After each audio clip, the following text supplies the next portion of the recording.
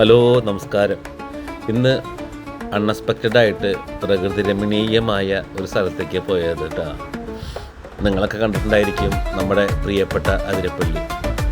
അപ്പോൾ നാട്ടിൽ വന്നതിന് ശേഷം ഇതുപോലെ സ്ഥലങ്ങളൊന്നും കാണാൻ പോയിട്ടില്ല. കുറേ അമ്പലങ്ങളിലൊക്കെ പോയി എന്നല്ലാതെ അതിനുള്ള സമയം കിട്ടിയിട്ടില്ല. പിന്നെ പോവാനുള്ള ഒരു ഇൻട്രസ്റ്റും തോന്നിയിട്ടില്ല. പിന്നെ ഇന്നലെ നമ്മുടെ ചങ്ക് വന്നിട്ട് നിർബന്ധിച്ചപ്പോൾ ഒരു റിലാക്സ് ആയിക്കോട്ടെ എന്ന് വെച്ചിട്ട് കൂടെ പോയതാണ് കേട്ടോ.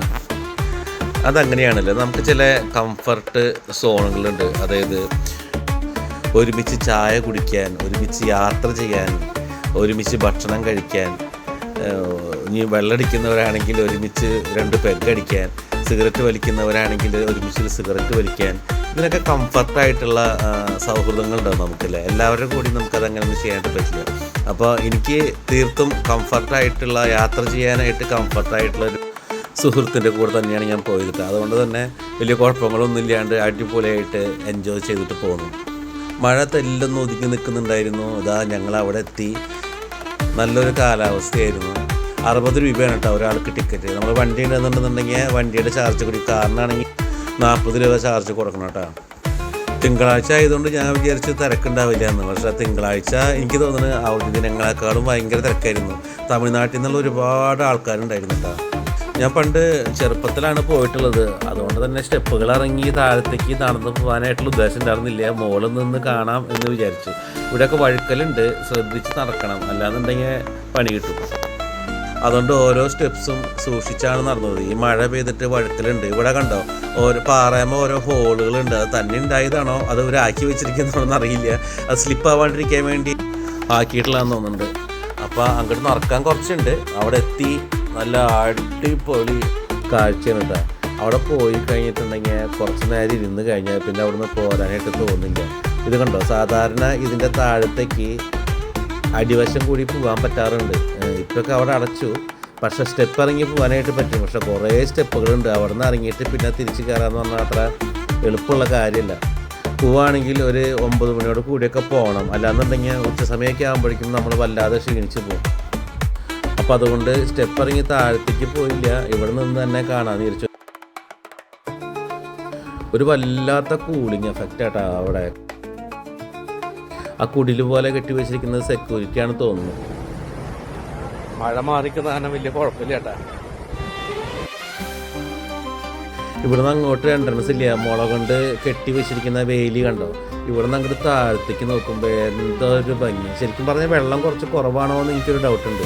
മഴയും കൂടി ഉണ്ടെന്നുണ്ടെങ്കിൽ കുത്തി ഒലിക്കുന്നത് കാണാം. ആ താഴത്ത് കാണുന്നുണ്ടോ, ആ പച്ചപ്പ് കാണുന്നിടത്തേക്ക് നമുക്ക് സ്റ്റെപ്പുകൾ ഇറങ്ങി പോകാനായിട്ട് പറ്റൂട്ടാ. ഒരുപാട് സ്റ്റെപ്പ് ഇറങ്ങാനുണ്ട്. അപ്പോൾ അതുകൊണ്ട് ഞാൻ പോകാതിരുന്നു. അപ്പോൾ ഇവിടെ കുറച്ച് നേരം ഇങ്ങനെ ഇരിക്കാമെന്ന് വിചാരിച്ചു. താഴത്തെ വ്യൂസും കാര്യങ്ങളൊക്കെ കണ്ട് 2 പാട്ടൊക്കെ പോടാമെന്ന് വിചാരിച്ചതാണ്. പക്ഷേ ഇനിയിപ്പോൾ ആൾക്കാർക്ക് ദേഷ്യം വന്നിട്ട് വെള്ളച്ചാട്ടത്തിലേക്ക് എടുത്ത് എറിഞ്ഞു കഴിഞ്ഞാൽ പിന്നെ നമ്മുടെ ജീവിതം കട്ടപ്പോയി. അതുകൊണ്ട് അത് പിന്നെ വേണ്ടാന്ന് വെച്ചു. ചെറിയൊരു ചാറ്റൽ മഴ ഉണ്ടായിരുന്നു.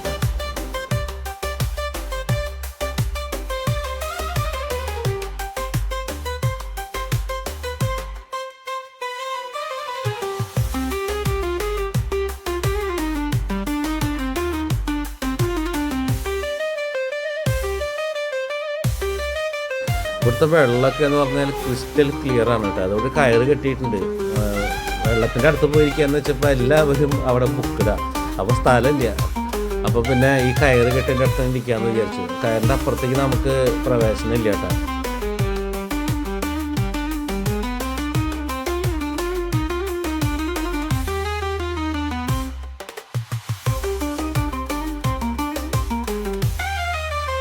വെള്ളമൊക്കെ ഇങ്ങനെ പതഞ്ഞൊഴുകാട്ടോ. എന്താ ഭംഗിയെന്നറിയോ.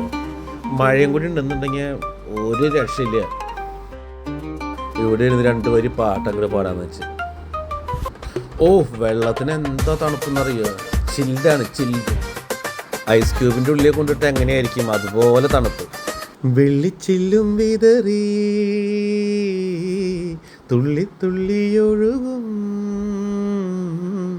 പൊരിനുര ചിതറും കാട്ടരുവി പറയാമോ നീ എങ്ങാണു സംഗമം എങ്ങാണു സംഗമം കിളുങ്ങുന്ന ചിരിയിൽ മുഴുവർണ്ണ പീലികൾ ചിറകുള്ള മിഴികൾ നനയുന്ന പൂവുകൾ മനസ്സിൻ്റെ ഓരം ഒരു മലയടിവാരം അവിടൊരു പുതിയ പുലരിയോ അറിയാതെ മനസ്സറിയാതെ.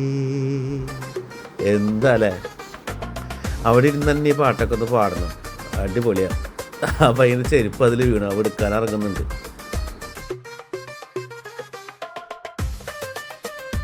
അപ്പോൾ ഞങ്ങൾ കുറച്ചധികം നേരം അവിടെ ചിലവഴിച്ച് അവിടെ നിന്ന് തിരിച്ച് ഇങ്ങോട്ട് കയറാൻ പോവാണ്. ഫുഡ് കഴിക്കേണ്ട സമയമായി, വിശക്കുന്നുണ്ട്. തിരിച്ച് കയറാൻ അത്ര എളുപ്പമൊന്നുമല്ല കേട്ടോ. പോയ എളുപ്പമുണ്ടായിരുന്നില്ല കയറാനായിട്ട്.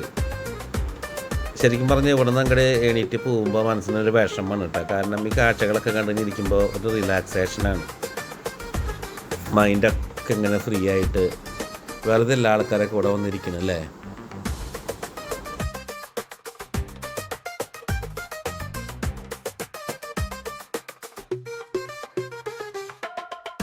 വന്നു കഴിഞ്ഞാൽ 2 മണിക്കൂറൊക്കെ ഇങ്ങനെ വെള്ളത്തിൽ ഇങ്ങനെ കിടക്കണം, എന്താ സുഖം. അപ്പോൾ ഇനി വരുമ്പോൾ അതിനൊക്കെ തയ്യാറായിട്ട് മാത്രം വന്നാൽ മതിട്ടോ. ഞാൻ റെഡി ആയിരുന്നില്ല, തോർത്തും മുണ്ടൊന്നും എടുത്തിട്ടുണ്ടായിരുന്നില്ല. നിങ്ങൾ വരുമ്പോൾ തോർത്ത് മുണ്ടൊക്കെ എടുത്തിട്ട് വരാം. അപ്പോൾ അവിടെ വന്ന് അടിപൊളിയായിട്ട് വെള്ളത്തിലൊക്കെ കിടന്ന് സുഖമായിട്ട് പോവാം. അപ്പോൾ ഞങ്ങൾ തിരിച്ച് കയറാൻ പോവാണ്. ഇറങ്ങുമ്പോൾ സുഖമാണ്, പക്ഷെ കയറുമ്പോൾ ചെറിയ കുന്നാണ്. അപ്പോൾ നമ്മൾ ശ്രദ്ധിച്ചൊക്കെ കയറുക. വയസ്സായിട്ടുള്ള ഒരുപാട് ആൾക്കാർ കാണാൻ വരുന്നുണ്ടായിരുന്നു. ഇപ്പോഴും അവരെങ്ങനെയാണ് തിരിച്ച് കയറി പോകണമെന്നുള്ളത് എനിക്ക് മനസ്സിലായില്ല. ഞങ്ങൾക്ക് തന്നെ പറ്റണില്ല നടക്കാനായിട്ട്. അപ്പം മനസ്സിന് റിലാക്സ് വേണ്ടവർ അതിരപ്പള്ളിയിലേക്ക് വിട്ടോളൂ. വെള്ളച്ചാട്ടത്തേക്കൊന്നും അധികം ഇറങ്ങണ്ട, അവിടെ ചെന്നിരുന്ന് കുറച്ച് നേരം എൻജോയ് ചെയ്തിട്ട് വരാം.